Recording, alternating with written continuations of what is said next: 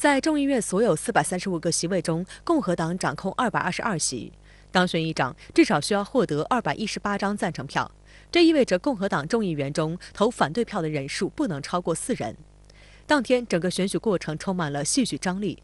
按照美国国会选举规则，议员们在会议厅当场一个个口头喊出他们所支持的人选，相当于记名投票。在前2轮的投票中，麦卡锡均获得了203票，有19名共和党议员反对。Maybe the right person for the job of Speaker of the House isn't someone who wants it so bad. 在第3轮投票中，麦卡锡的票数不增反降，一名原本支持他的议员倒戈，最终只获得202票。Twice you voted for McCarthy. Yeah. The third time you voted against him. Why the flip? He doesn't have the votes. 由于没有人获得过半票数，美国众议院遭遇100年来首次未能在首轮投票中选出议长。A speaker has not been elected. 华盛顿邮报指出，美国历史上选举时间最长、最具争议的众议院议长选举是在1855年，当时共进行了133轮投票，耗时近2个月。上一次众议院议长选举在第1轮未能有结果，则是在1923年，历经9轮投票才选出新任议长。对于这一结果，麦卡锡的支持者呼吁共和党内要团结。This is the time to work together, to work as a unified body, and to be successful. 麦卡锡本人则明确表示会坚持下去，绝对不退出竞选。I will always fight to put the American people first, not a few individuals that want something for themselves. 事实上，共和党内部的巨大分歧早已浮出水面。此前，至少有9名共和党人明确表态反对麦卡锡担任议长，称他对保守派事业的投入不够。据英国广播公司报道，那些以鲍勃·古德和马特·盖茨为代表的反对麦卡锡竞选议长职位的人，都是支持特朗普的强硬派。反对的理由之一与麦卡锡在2021年国会山骚乱后所持的立场有关。事件发生后，麦卡锡曾公开批评特朗普，并称特朗普应对此次事件负责。在过去的几周里，麦卡锡与反对他的共和党人进行了多次对话，试图获得他们的支持，但未有进展。据美国有线电视新闻网3号报道，麦卡锡当晚还与特朗普通话，寻求支持。CNN 还爆料称，特朗普虽然在电话中重申对麦卡锡的支持，但并未发布公开声明。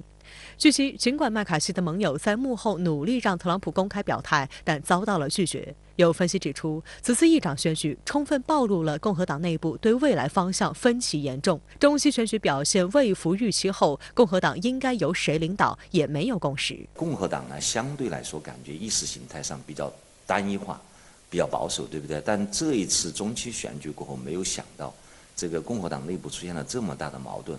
外界注意到，在当天的选举中，共和党保守派领袖吉姆·乔丹获得20票，而民主党提名的候选人杰弗里斯虽然得票也未能过半，但3轮均获得了212名民主党人的所有选票。Is nominating for leader of this chamber a black man for the first time in our history.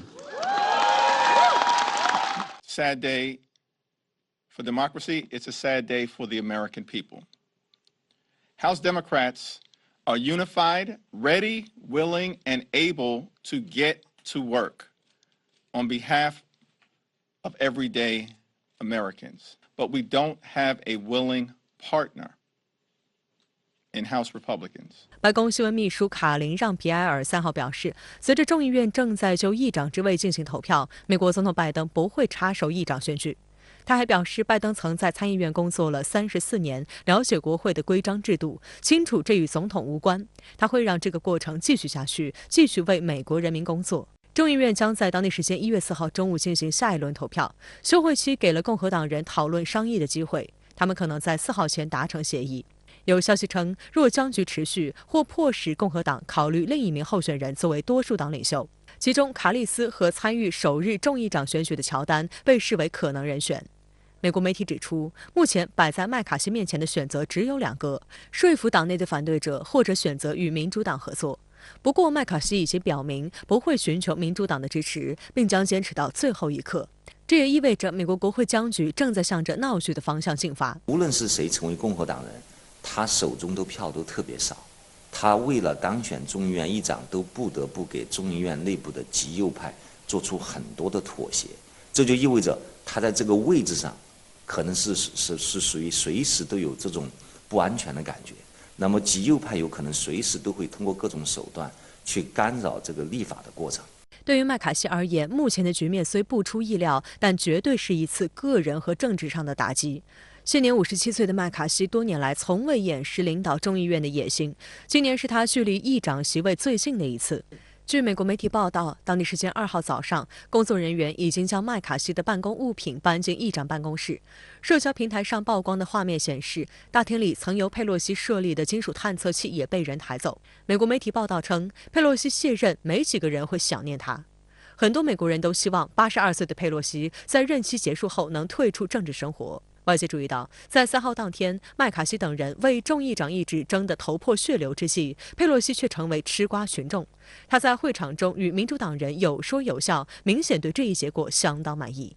分析人士认为，美国国会这一乱象显示美国政治极化，两党对立加剧，党派内部出现派系激烈斗争，也再次暴露了美国政治体制功能失常。美国盖洛普公司去年底发布的民调结果显示，超70%美国人不认可国会工作表现。随着2024年美国大选日益临近，专家和媒体认为，分裂国会将引发更多政治纷争，同时对美国总统拜登执政形成掣肘。但是要记着，现在民主党也只控制参议院，而且只有2票之多，是51比49，而且参众两院又分别被共和党和民主党控制，因此现在民主党还不能高兴过早。拜登在接下来的2年还会在众议院遇到很多麻烦，毕竟众议院是控制美国的财权，那么拜登政府要花1分钱，要增加1分的税，都必须经过众议院。所以我觉得在接下来这2年，无论是谁当众议院的议长，美国国会的立法的过程会特别的复杂。相关话题来连线特约评论员陈斌。陈先生您好。美国众议院议长选举3轮投票均难产，麦卡锡还能当上议长吗？那您怎么看美国政治乱局呢？主持人好。第118届美国国会当地时间3日正式展开议期，但是呢，众议院选不出议长，所以呢，议员们也无法宣誓就职。共和党呢，在中期选举中以微弱多数成为多数党。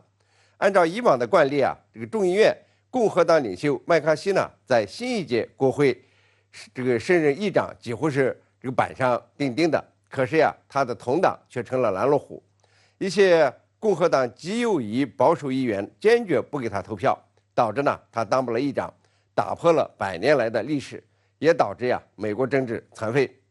众议院没有议长就无法运行，等同于政治残废。麦卡锡究竟能不能最终当上议长，现在呢还不好说，可以说呢是困难重重。不过呀，众议员们呢才进行了3轮的投票，比这更惨的情况呢在历史上也发生过。你比如说1855年，经历了133次投票表决才选出了议长；1859年的议长选举呢也举行了44次才得出结果。那么最近的一次僵局呢发生在1923年，9轮投票以后才选出了议长。按照美国的宪法呀，投票呢将继续进行，直到麦卡锡或者是其他的人赢得多数而成为议长。因此呢，也不排除共和党换人，派其他的人去竞选议长。我个人的估计是，麦卡锡当选议长的可能性呢仍然比较大。他谋这个职位呢很久了，好像不会太主动的放弃，那么呢就用多次投票来软磨硬泡。这个议长选不出，议员们呢就不能够宣誓就职，也无法组成各种的委员会来处理议案，包括政府临时预算案等等。弄不好呢，拜登政府的停摆也可能出现美国债务违约等极端的情况。而这次选不出议长呢，也意味着共和党内部的分裂已经到了影响美国正常的政治运行的程度。共和党自己呢把自己给撂翻了。共和党的分裂或者说是堕落，并不是从特朗普开始的，而是从50年前呢就开始了。